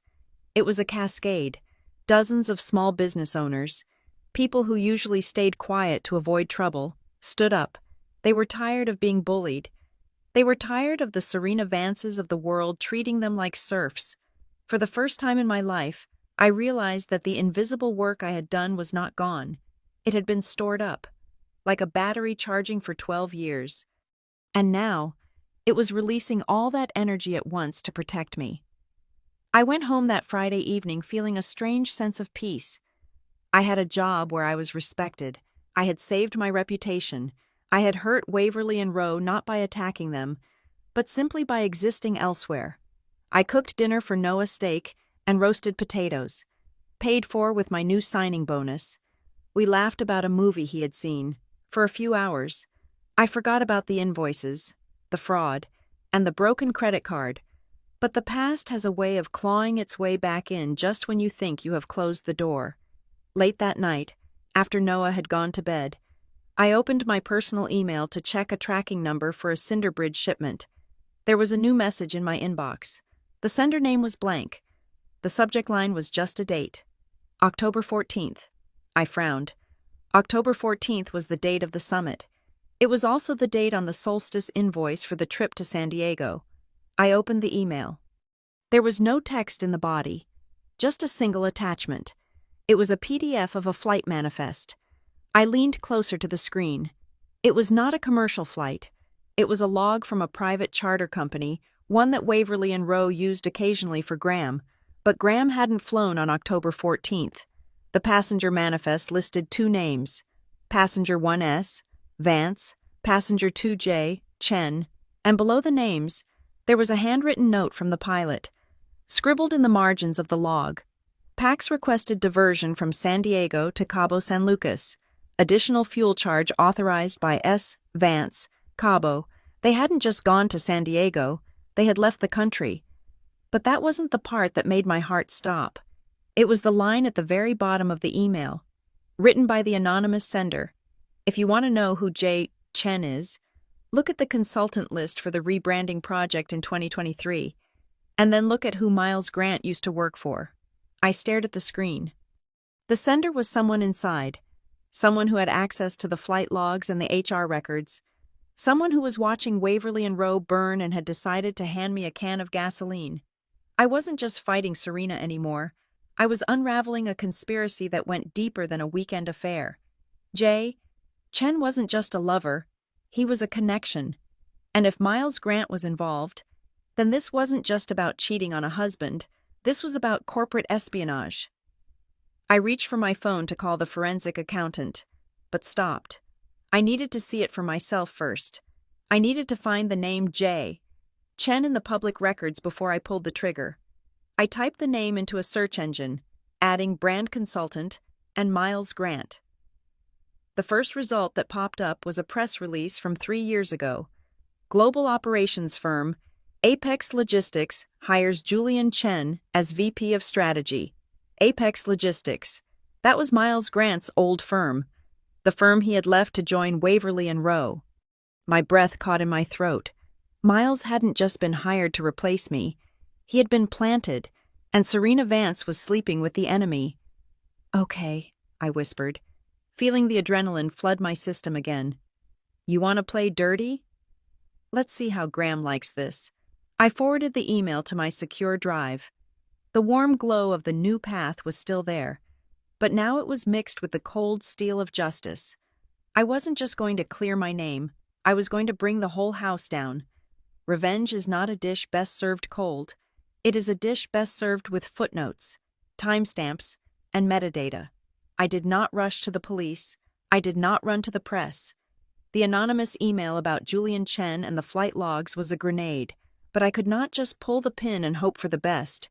If I threw it wrong, it would blow up in my face. I needed to build a containment chamber around it so that when it detonated, the only people left standing in the blast radius would be me and the truth. I called David, an old friend who worked in compliance for a major investment bank. We met at a diner 3 towns over from Scottsdale, far away from the prying eyes of the luxury circuit. "Here is the rule," David said, stirring his black coffee. He looked at the printouts I had slid across the table. "You cannot hack. You cannot guess. If you log into a server you are not authorized to access. You go to jail. If you guess a password, you go to jail. You can only use what you can legally prove you have seen or what is publicly available." "I have the email from my own archive," I said. "And I have the invoice a vendor sent me voluntarily." "Good," David said. "That is your foundation. Now, you need to layer it. Do not look for the crime. Look for the inconsistency. Corporate fraud is rarely about the money itself. It is about the story they tell to hide the money. Find the holes in the story." I took that advice home and turned my dining room table into a war room. I started with Solstice Executive Services. I did not have a login for their site, and I did not try to find one. Instead, I looked at their digital footprint. It was intentionally small. They did not have a Facebook page. They did not have Yelp reviews. Their website was a single landing page with a logo, a stylized golden sun, and a login field. No phone number, no address. I dug deeper into the business registry.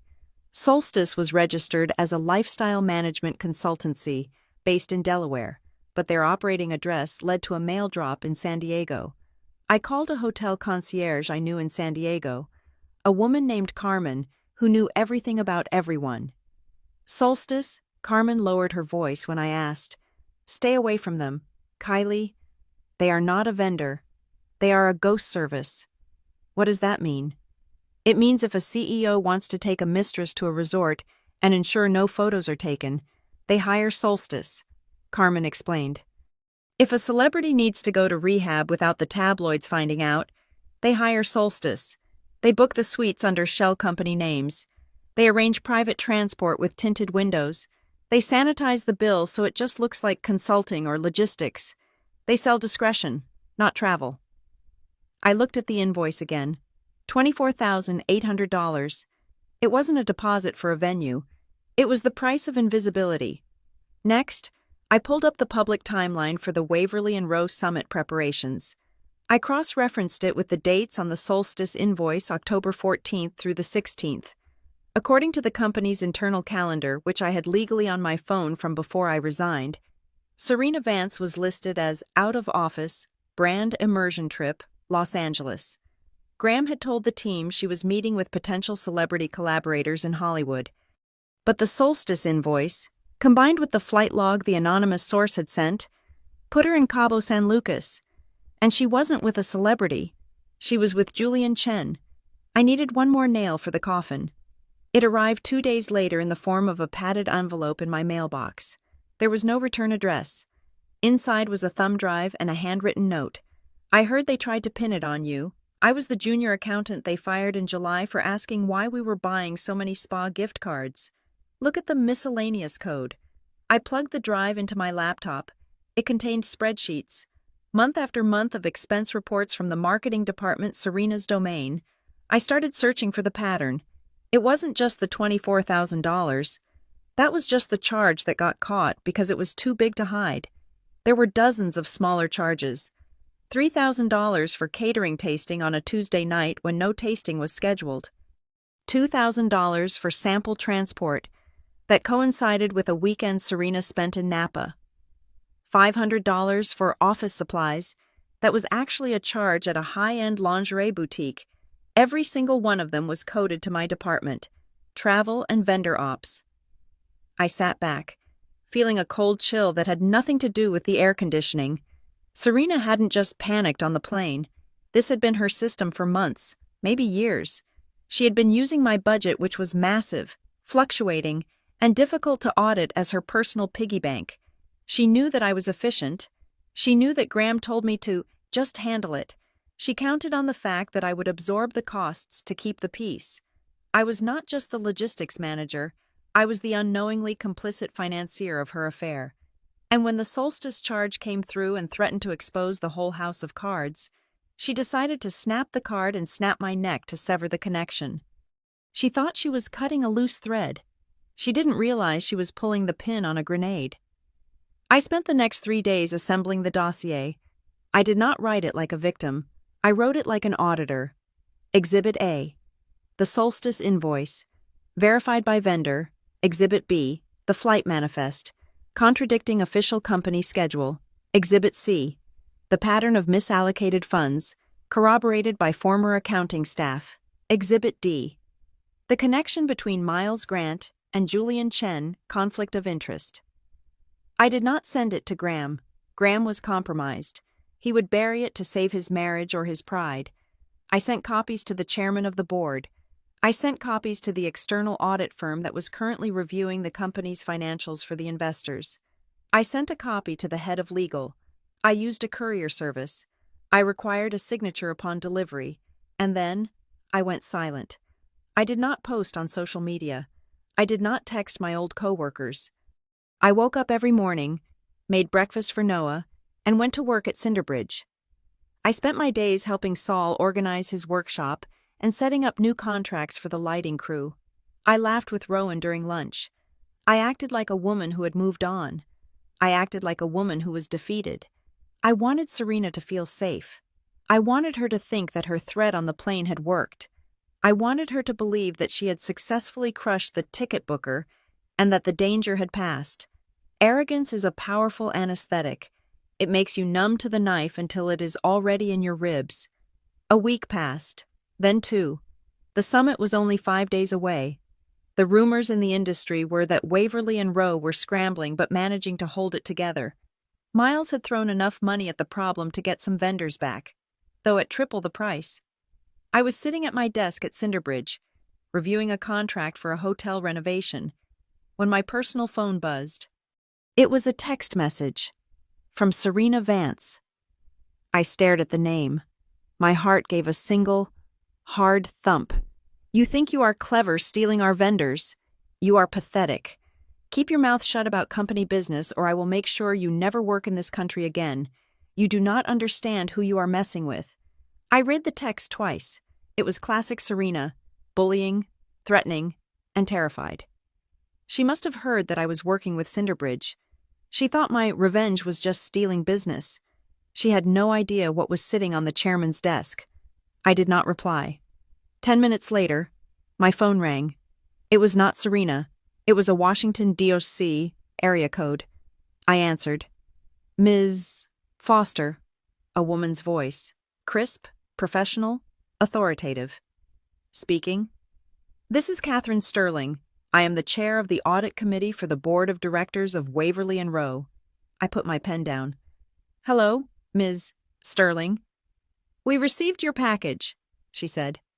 Her voice gave nothing away. We are convening an emergency session of the board this evening. We are formally requesting your presence. I am not an employee of Waverly and Rowe, I said calmly. I am under no obligation to attend. We know, she said. However, given the nature of the evidence you provided and the implications for the upcoming IPO, we believe it is in your best interest to be there. We are sending a car for you. It will be there in an hour. I have my own car, I said. I will drive myself. Very well, she said. 6 o'clock. The executive boardroom. Come to the side entrance. Security has been notified. I hung up the phone. I looked around the Cinderbridge office. The sunlight was streaming in through the brick archways. It was a good place, a safe place. I could have stayed there. I could have let them burn on their own. But looking at Serena's text message again, you do not understand who you are messing with, I realized that walking away wasn't enough. She had tried to take my livelihood. She had tried to take my reputation. She had threatened my son's future by trying to saddle me with a criminal record. I picked up my purse. I walked over to Rowan's office. I have to leave early, I said. Rowan looked up. Seeing the expression on my face, he didn't ask for details. He just nodded. Go, he said. Do what you have to do. I walked out to my car. I checked my reflection in the rearview mirror. I didn't look like the tired, frantic woman who had been dragged off a plane 3 weeks ago. I looked like a woman who was done handling things for other people. I started the engine. It was time to handle Serena Vance. The executive boardroom at Waverly and Rowe was designed to intimidate.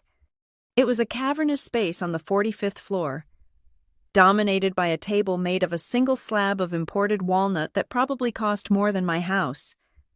I had been in this room dozens of times to serve coffee or set up projectors. I had never sat in one of the leather chairs. Today, I sat at the head of the table, directly opposite Catherine Sterling. The room was silent, save for the hum of the climate control. Graham Vance sat to my right. He looked like a man who had not slept in a week. His usually perfect tan looked sallow, and his tie was loosened at the collar. Serena sat next to him, her posture rigid, her face a mask of porcelain indifference. This is highly irregular, Graham said, his voice echoing slightly in the large room. He looked at Catherine, not me. I understand the board is concerned about the rumors, but bringing a disgruntled former employee into a closed session, it is unprofessional. Kylie Foster was let go for cause. She has a personal vendetta against my wife and this company. He was sticking to the script. He was trying to minimize me, to make me sound like a hysterical woman with an axe to grind. This is not a rumor, Graham, Catherine Sterling said. She was a woman of 60 with hair like steel wool and eyes that did not blink. She tapped a finger on the leather folder in front of her. This is a forensic audit, and Ms. Foster is here because she provided the roadmap. She forged it, Serena said. Her voice was calm, but there was a tremor in her hands that she tried to hide by clasping them on the table. She is a ticket booker who got caught stealing $24,800. Now she is trying to drag us down with her. I did not raise my voice. I did not look at Serena. I reached into my bag and pulled out a single sheet of paper. I slid it across the polished walnut toward Catherine. That is a time-stamped log from the building's security system, I said.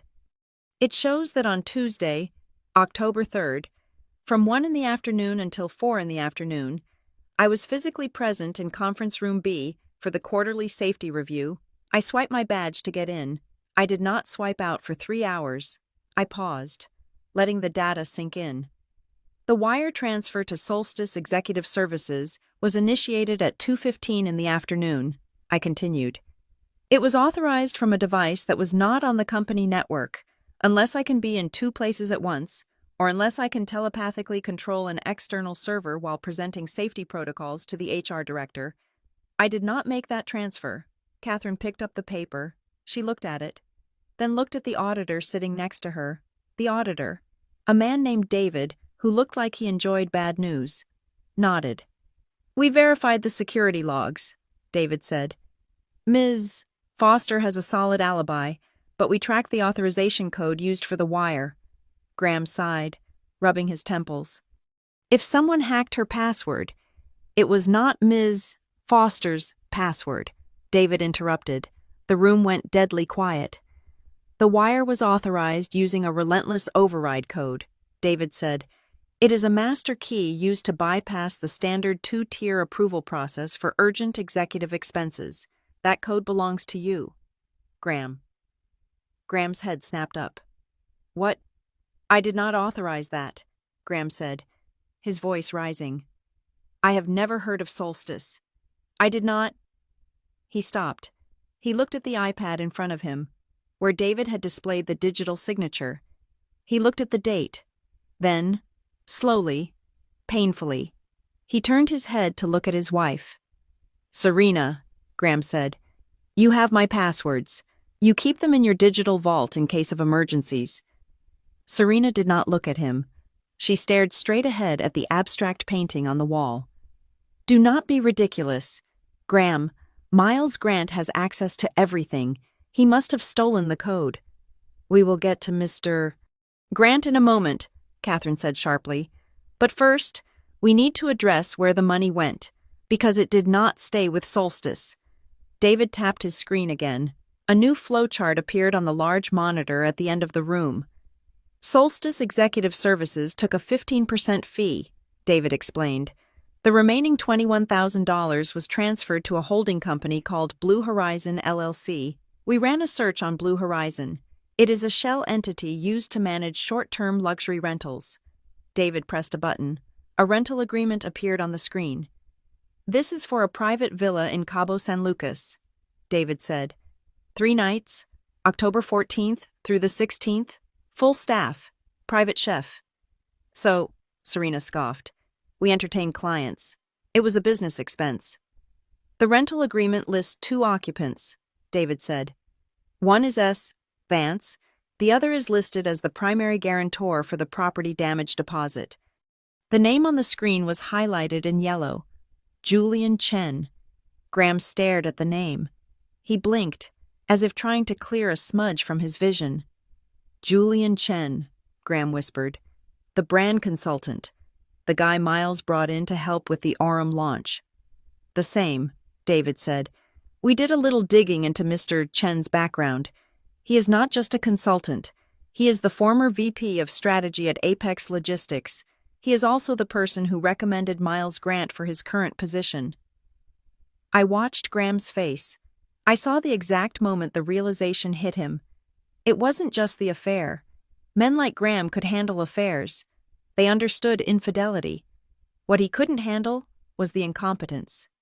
"You let him change the vendors," Graham said, his voice trembling with a mixture of rage and disbelief. "All those last-minute changes, the concierge services, the new transport companies, you were not trying to elevate the brand. You were funneling business to his friends." Serena finally turned to look at him. Her eyes were hard, unrepentant. "I was trying to make this company modern," she spat. "You and your little ticket booker here were running things like it was 1990. Julian has vision. He has connections." "He is a con artist," Graham shouted, slamming his hand on the table. "And you paid for his vacation with my company's money. You used my override code to fund your affair." "I did what I had to do," Serena shouted back. "Do you think I wanted to be stuck in economy class budgeting? I am the face of this brand I deserve." "Enough," Catherine Sterling said. Her voice was not loud, but it cut through the shouting like a guillotine blade. She stood up. She looked at Graham with a mixture of pity and professional detachment. "Graham, this board has a fiduciary responsibility to the shareholders," Catherine said. "We are 3 weeks away from an IPO. We cannot go to market with a CEO who allows his spouse to embezzle funds and manipulate the supply chain for personal gain. Catherine, please, Graham pleaded. I didn't know. I was a victim here too. You were negligent, Catherine said. You gave her the codes. You gave her the power. And when Ms. Foster tried to warn you, when she tried to do her job, you fired her to protect your wife. Catherine turned to the other board members. They all nodded in unison. The decision had been made before I even walked into the room. Graham Vance, Catherine said formally, effective immediately, you are placed on administrative leave pending a full internal investigation into conflict of interest and financial controls. You will surrender your company devices and your badge before you leave this building. Graham slumped in his chair. He looked small. The visionary CEO was gone, replaced by a man who had lost everything because he refused to pay attention to the details. And Mrs. Vance, Catherine continued, turning her cold gaze to Serena. You are not an employee, so we cannot fire you, but we can ban you. You are hereby barred from all Waverly and Row properties. Your access to all corporate accounts is terminated. Our legal team is currently drafting a civil suit to recover the misappropriated funds, including the $24,800 you attempted to pin on Ms. Foster. Serena stood up. She smoothed her skirt. She did not look destroyed. She looked like a viper that had been cornered but still had venom left. You cannot ban me, Serena said. I am the brand. The Orem line is my vision. The Orem line is a logistical nightmare that is currently costing us millions, Catherine said. Security will escort you out. 2 guards stepped forward from the shadows near the door. The same guards who had marched me through the airport terminal 3 weeks ago. Serena looked at them. Then she looked at Graham. He wouldn't meet her eyes. He was staring at his hands. She grabbed her purse. She walked toward the door, her heels clicking on the hardwood floor. She held her head high, refusing to give them the satisfaction of seeing her break. As she passed my chair, she stopped. The guards tensed, but she didn't move toward me. She just leaned down, her face inches from mine. I could smell her perfumed jasmine and something bitter. You think you are smart, she whispered, her voice low enough that only I could hear. You think because you brought some receipts, you won. I looked her in the eye. I didn't blink. I did not want to win. Serena, I just wanted my name back, she smiled. It was a terrifying, broken smile. You got your name back, she said. But you humiliated me. You took my company. You took my husband. She paused, and the air between us seemed to drop 10 degrees. You won today. Ticket booker, she hissed. But do you really think that $24,800 is all there is? You only found the sloppy mistake. You haven't found the real money yet. She pulled back, her eyes gleaming with a dark secret. Check the Hong Kong accounts. Kylie, she said loud enough for the board to hear this time.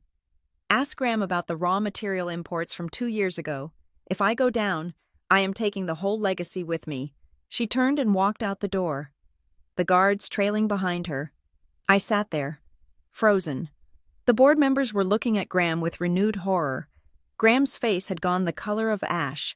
I had thought I was closing the book on a simple case of embezzlement, but as the door clicked shut behind Serena, I realized she hadn't just admitted defeat. She had just opened a trapdoor that led straight to hell.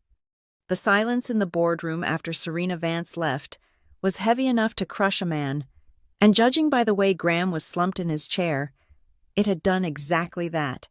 He looked like a building that had been demolished from the inside out. Catherine Sterling did not look at him. She looked at the auditors. Check the Hong Kong accounts, Catherine ordered, her voice cutting through the room like a scalpel. Pull the import logs from 2023, now. I could have left. My part was done. I had proven my innocence regarding the solstice invoice, but I stayed. I stayed because I needed to see the full scope of the monster that had been living in the shadows of my department for years. We spent the next 6 hours in that room, the auditors, fueled by lukewarm coffee and professional horror, dug into the digital archives. What they found, was not just a discrepancy, it was a hemorrhage.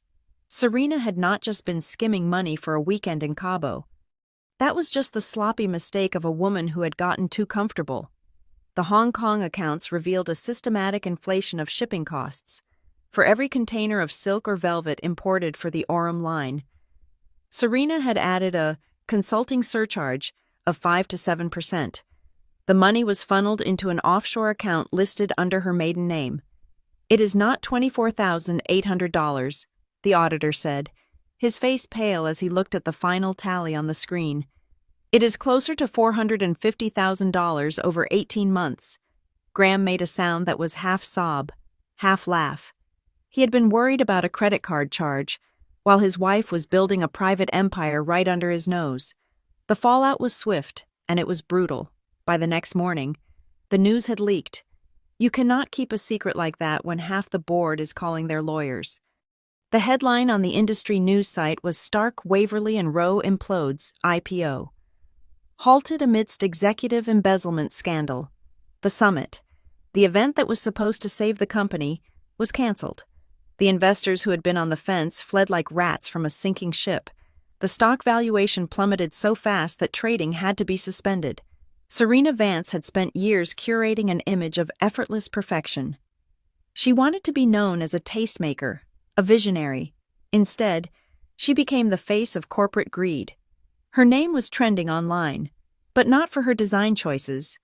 People were dissecting her consulting fees and her private jet trips. The public humiliation she had tried to inflict on me at 34,000 feet had boomeranged back to her with the force of a hurricane.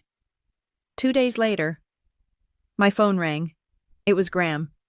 "Kylie," he said. He sounded drunk, or maybe just exhausted beyond measure. "Please, you have to put out a statement." "A statement?" I asked, sitting on my porch, watching the sun set over the desert. "I already gave my statement to the board." "No, to the press," Graham begged. "Tell them it was a misunderstanding. Tell them it was an accounting error. If you say it, they might believe it. You are the only one with credibility left. I can offer you money, a settlement, double what you asked for." I listened to the desperation in his voice. This was a man who had told me to handle it for 12 years. He wanted me to handle this too. He wanted me to mop up the blood so he could pretend he hadn't been stabbed. "I am sorry, Graham," I said, "but I do not sell lies. I will only speak the truth, and the truth is already out there." "She is ruining me," Graham whispered. "She destroyed everything." "No, Graham," I said softly. "You destroyed it when you decided that keeping your wife happy was more important than keeping your company honest." I hung up. An hour later, the other shoe dropped. My phone buzzed with a number I had deleted but would never forget. Serena. I debated letting it go to voicemail, but a part of me, the part that had stood in that airplane aisle burning with shame, needed to hear her voice one last time. "What do you want?" "Serena." "You have to tell them," she said. Her voice was brittle, cracking at the edges. "You have to tell the auditors that the Hong Kong accounts were for legitimate sourcing. You were the logistics manager. You can sign an affidavit saying you approved the surcharges." "But I did not approve them," I said. "You hid them. I am losing my friends." "Kylie," she said, her voice rising into a panic. "The country club revoked my membership. My foundation board asked me to resign. They are treating me like a criminal." "You are a criminal," I said. "You stole $500,000. I did it for the brand," she screamed. "I did it to maintain the lifestyle that makes the brand valuable. You do not understand. You are just a worker. You do not understand what it takes to be me." "You are right," I said. "I do not understand, because I pay for my own life." "Please," she sobbed. It was a jarring sound. The Ice Queen was melting into a puddle of dirty water. "Just help me. I can make it worth your while. We can blame Miles. We can say Miles tricked us both." "I am not going to help you, Serena," I said. "I am not breaking you. I am simply refusing to cover for you anymore. There is a difference." I ended the call, and then I blocked the number. The final twist came from the most unlikely source, Miles Grant. Seeing the ship going down and realizing there were no lifeboats left, decided to save himself. He walked into the district attorney's office the next day with his laptop. He didn't just have the emails about the invoices. He had a folder titled Insurance. It turned out Miles had been recording his calls with Serena for months. He handed over a recording from the morning of the flight. On the tape, Serena's voice was clear. "I'm going to make a scene on the plane. I will snap her card. It will look like she is incompetent and reckless. Once she is fired for the card issue, no one will look at the ledger for the other charges. We need a distraction. Miles, Kylie is the distraction." That recording was the final nail. It proved intent. It proved malice. It proved that my humiliation wasn't an accident. It was a premeditated strategy to frame me. 3 weeks later, I sat in a much smaller, much friendlier conference room at Cinderbridge Partners. A courier had just delivered a letter from the board of directors of Waverly and Rowe. It was formal, it was dry, but it was everything I needed. "Dear Ms. Foster, following an independent investigation, Waverly and Rowe formally retracts all accusations of financial impropriety against you. We acknowledge that the termination of your employment was based on false evidence provided by third parties. Enclosed is a settlement agreement for wrongful termination and defamation of character in the amount of $350,000. We wish you the best in your future endeavors. Catherine Sterling, Chair." I handed the letter to Rowan. He whistled low. $350,000, Rowan said. "That is a lot of college tuition." "It is," I agreed, "but the letter is worth more." I looked out the window. The Phoenix sky was a brilliant, endless blue. I wasn't just a survivor of Waverly and Rowe anymore. I was a partner at Cinderbridge. We had just signed 3 new major clients vendors who had left Waverly to follow me. That evening, I took Noah to the nicest steakhouse in the city. We ordered appetizers. We ordered dessert. "Mom," Noah said, looking at me across the candlelit table, "you look different." "Different how?" I asked. "You look—" "Not tired," he said. "You look like you are actually here, not thinking about a shipping container somewhere." I smiled. I reached across the table and squeezed his hand. "I am here, Noah," I said. "I am finally here." I thought about the moment on the plane, the snap of the plastic, the eyes of the strangers, the feeling of being small, of being owned. For 12 years, I had thought that being strong meant enduring. I thought that if I could just take enough punishment, if I could just handle enough crises, I would be safe. I was wrong.